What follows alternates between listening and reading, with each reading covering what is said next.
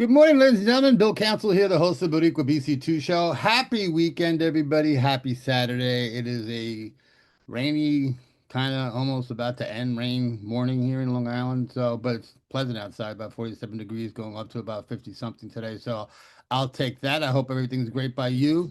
So today is Saturday, so you know what that means. It's time for me to clear my throat.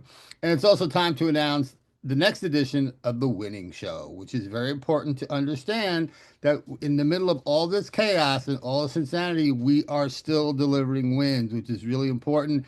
And this show is here to highlight all that stuff. So let's get started. I've got 7 wins for the week, and they're pretty significant. Number one, Dems dominate special election turnout again. What happened? Democrats continue their streak of outperforming in special elections, flipping or overperforming in districts that Trump carried.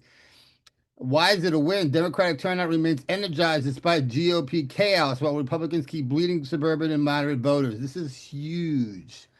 We're a year away from the midterms, and we're starting to see this now. That's massive. Okay. The chaos is finally catching up to the GOP. They're catching up to Trump. They look like a dysfunctional party because they just can't get anything done. They can't get out of their own way. This is very interesting. Next one, also very important. Trump's internal GOP support is cracking hard. What happened? Multiple reporting streams, The Hill, Punchbowl, Axios sources show GOP lawmakers openly blaming Trump for chaos, shutdown, fear, tariff mess, and Epstein file panic. Mm, that's going to sting. Why is it a win? A fractured GOP is a gift to Democrats heading into the 2026 midterms. Dems don't have to defy Republicans. Trump is doing it all by himself. And again, that is another massive story because if the president of the United States, who's the leader of his own party, is dividing his own party, that's a problem for the party. Great for us, big problem for them.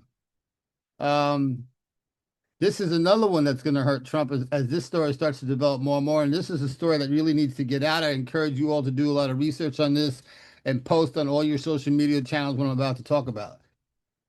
Democratic led states show stronger employment and lower recession risk.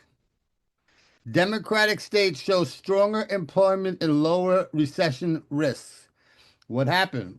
Latest state level economic updates show that that shows the states in recession or near recession are overwhelmingly Republican led. Anybody surprised?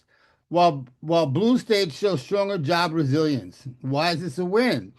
Dems get to brag that the governance actually works. Republican gets to brag that the suffering builds character. Really?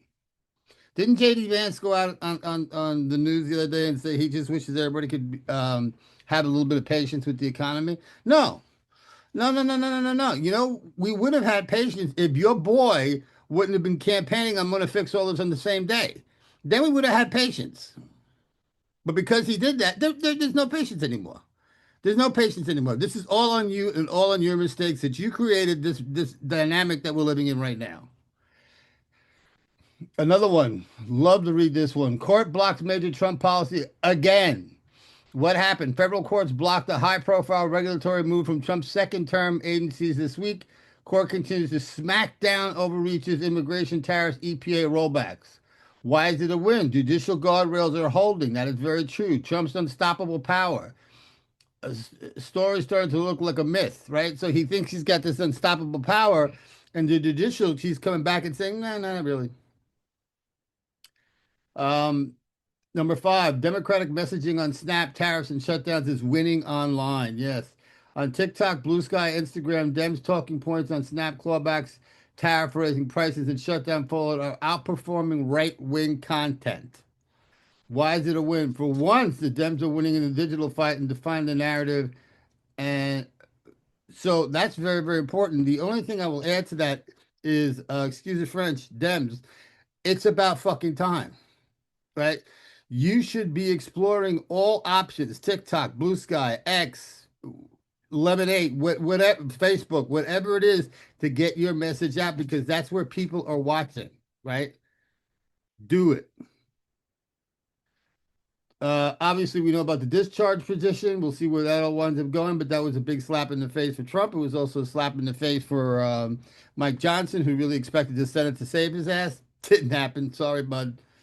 Um, and then my last one, what happened? Down ballot Dems win on abortion, book bans, and local control. What happened? Several local school boards, city councils, and state measures swung towards Democratic pro-choice candidate this week. Why is it a win? Every sign points to voters hates bans, voters hate extremism, local races are trending blue. I can't tell you enough.